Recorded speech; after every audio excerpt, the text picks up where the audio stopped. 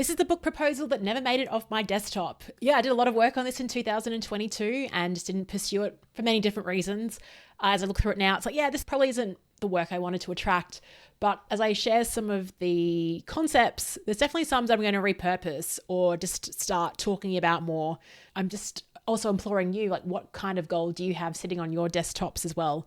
As I go through my Google Docs, it's like, oh, wow, I don't actually remember building that worksheet or writing that article. And I've got the stuff hidden there that hasn't made it out publicly. So I thought today would be a fun day. So the title of this book, I had two different titles. The subtitle remained the same. The first title was Discoverability. The second title was Charismatic Change. Subtitle, Sell Your Irresistible Ideas to Anyone, Anywhere, at Any Distance. So it was really around getting ideas over the line, creating change, creating charismatic change. I'm not going to talk through the whole proposal because this is a 46-page Word doc with marketing strategy, author bios, competitor analysis, like so many things. I'll just share a few sort of snippets for this podcast to keep it nice and short and snappy. But yeah, here's the premise of the book. It's time to throw away your change management approaches. Change isn't something you can manage. There's a presumption that change is hard and scary, that you need to go slowly, tread carefully, and ensure that everyone buys in. Well, what if change was charismatic, effective, and swift? What if change ignited excitement, boosted morale, united your team, and dramatically improved performance? Discoverability is both a philosophy and a method on how you can effortlessly have your ideas picked up and adopted, no matter your role or location.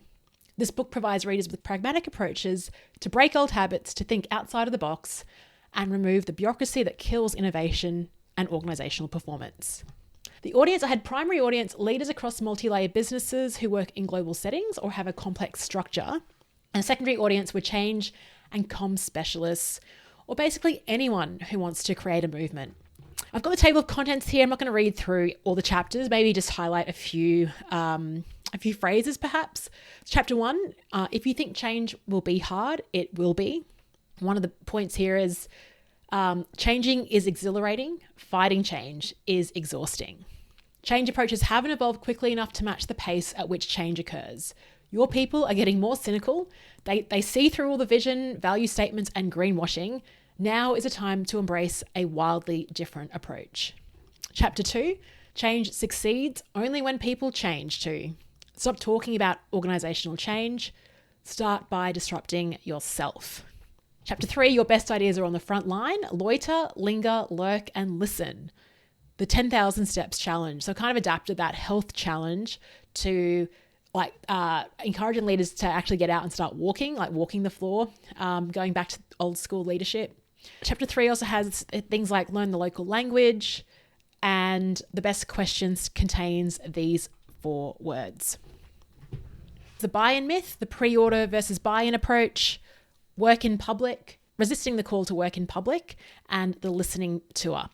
Too often, change proposals and plans are created behind the scenes and only launched to the world when they're final. Ta-da! Start getting front of stage and socializing your ideas while they're in progress. Test your ideas daily. Listen to objections and use them to iterate.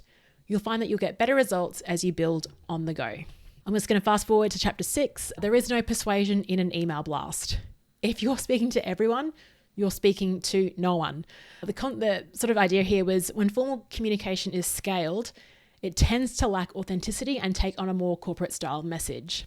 Too often, leaders rely on one-sided communication, like an email blast, to communicate what's ahead. While this is one method, it shouldn't be the only method. This chapter shares a variety of out-of-the-box practical approaches to inspire change. Chapter 7, you only need 2 evangelists to change the world. Find yours. So this one was really around, rather than trying to focus on everyone, finding the internal influences within your organization and letting the grapevine do the work. Then there's chapters around creating this remotely. Chapter 10 is really a call to action. Boldness is contagious. What bold moves will you make today? Then we go down, there's a competitor analysis. So that's where you pick sort of books that are related to your topic, but you talk through the difference, like how they're similar, and then also what's the point of difference with the book that you're creating. I also created an author marketing plan, which is like, oh my goodness, 6 or 7, 8 pages long about how I would sell 10,000 books in the first year. There's an about the author section, and then introduction. I'll read this to you, then I'll read a snippet of one of the chapters. And then, first of all, thank you so much for sticking around and listening to this. It's actually quite nice to share this publicly. Introduction. One of my favorite responses when pitching an idea is to hear someone say, "That's a no-brainer, let's do it." There's a presumption that change is hard and scary, that it's something that you need to avoid, that you need to go slowly and sluggishly. Boring. This book is here to help you bust through the no-brainer barrier. Once you bust through this barrier, your ideas shine, you get automatic approval, and your projects create their own momentum. I didn't realize I had this skill for generating idea adoption, or is that like even a skill? Until a colleague took me out for a coffee and asked, "Hey, how are you getting your ideas across the line and picked up every time?" I responded by asking her about her latest project. As she was talking about it, I noticed her eyes were dim, her shoulders were slumped, and I had to ask, "Hey, are you even excited about this initiative?" She shrugged. It's no secret. If you're not interested in what you're trying to disrupt, change, shift, or promote, no one will be willing to jump on board with you. If you pass that test, your next step is to break every bad habit you've been taught at work. Stop trying to convey your enthusiasm through pitch decks, bullet points, and generic all-staff emails. In these chapters, I'll share what you can do instead. The best part is that you don't need to wait for a promotion or to meet someone in person to generate excitement, boost morale, unite your team, and dramatically improve your company's performance. You can do it right now. After reading and implementing ideas from this book, I hope you'll write me and say, "Leanne, suddenly people are taking notice of my ideas and change is happening at our business effortlessly." This book is here to help you generate excitement and momentum for the great ideas and initiatives that you and your team have, and to remove the bureaucracy that kills innovation and performance in organizations. I believe this is possible, and it doesn't matter what your role is or where you're located. Discoverability isn't about convincing people. It's about living with conviction. It's not about pushing ideas at someone. It's about attracting interest. But first, a safety check. I trust you'll use these secrets for the greater good? Good. Then strap in. There's a concept that I write about called work in public. And really that's around, often what I find the problem is when change is launched, it hasn't been kind of spoken about. It's a bit of a surprise. And work in public is one strategy. Sometimes you just got to do that. You've just got to it has to be a surprise because it's had to happen.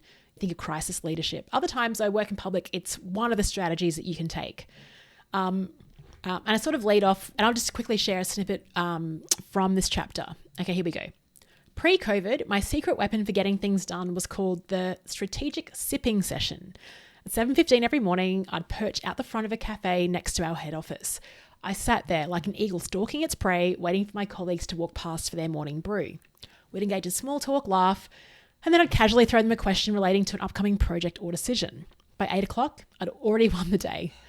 Was this manipulation? No. Was it orchestrated? Absolutely.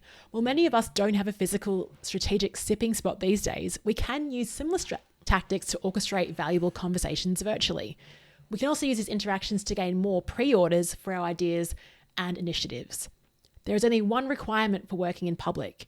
You need to be genuinely interested in having a conversation and hearing what someone else has to say. While we're here, a timely reminder, while it's important to listen, you do not have to take on everything you hear. Okay, then there's like another sort of 20 pages of this chapter just going into work in public, listening tours, learning the local language and things like that to start initiating change. And then at the end of the chapter, just the final call to action to end this episode, work in public starts today. You don't need to wait for the listening tour to start your work in public. I encourage you to open your calendar right now. What's on for the week? Is there an opportunity for you to share your work behind the scenes right now? Some key reminders before we progress. 1, we love knowing what's going on. 2, we're thrilled when someone asks us for advice. If you're currently stuck on an idea, I encourage you to reach out to someone you respect, share the context, and then simply ask these 4 words. What do you think? Not only will you gain some insight on how to progress, you'll also be investing in a relationship and perhaps even pre-selling your idea through the conversation. Cool. Thanks for listening, and I'll speak to you tomorrow.